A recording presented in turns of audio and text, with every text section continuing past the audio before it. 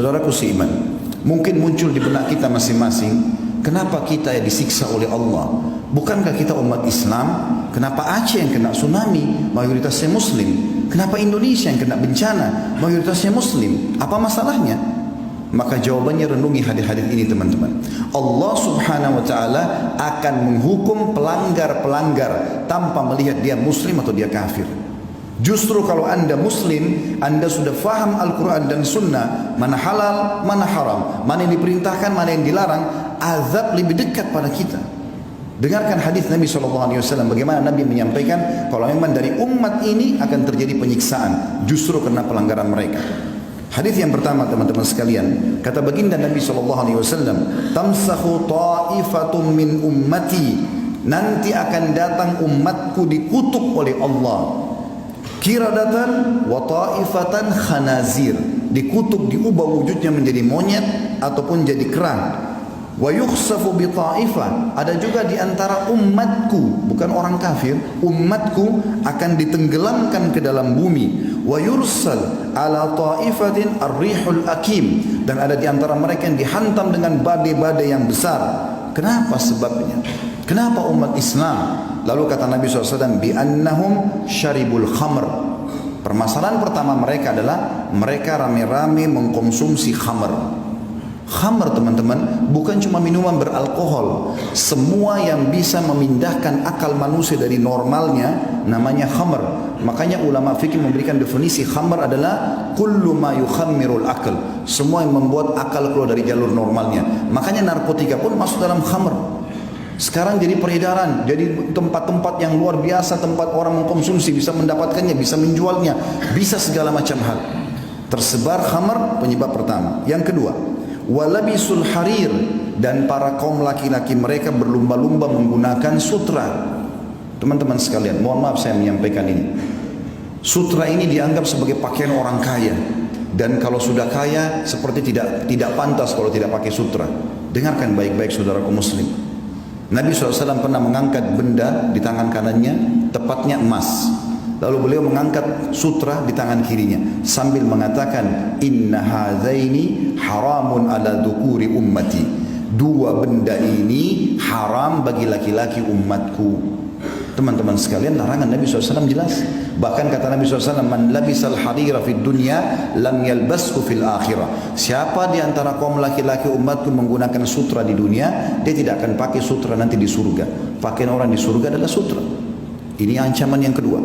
Yang ketiga teman-teman, wattakhadul kiyan, dan kemudian mereka sibuk mengurus para penyanyi-penyanyi. Bisa berarti kian penyanyi laki-laki atau kayinat penyanyi-penyanyi perempuan yang sengaja menyebarkan lagu-lagu cinta, pemaksiatan, mengajak pada dosa. Itu yang ketiga.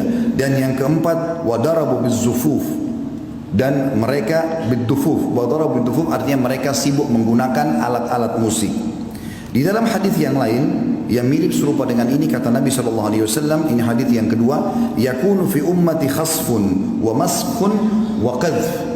Nanti di umatku ini akan tersebar luas, ada kutukan, ada tenggelam ke bumi, dan ada penghancuran dengan badai. Qalat Aisyah radhiyallahu anha, wa hum yaquluna la ilaha illallah. Wahai Rasulullah, istri Nabi bertanya Ummu Aisyah radhiyallahu anha, wahai Rasulullah, apakah mereka kena semua itu? Bencana, gempa, longsor, badai air sekarang ya, seperti tsunami. Apakah mereka kena sementara mereka mengucapkan la ilaha illallah?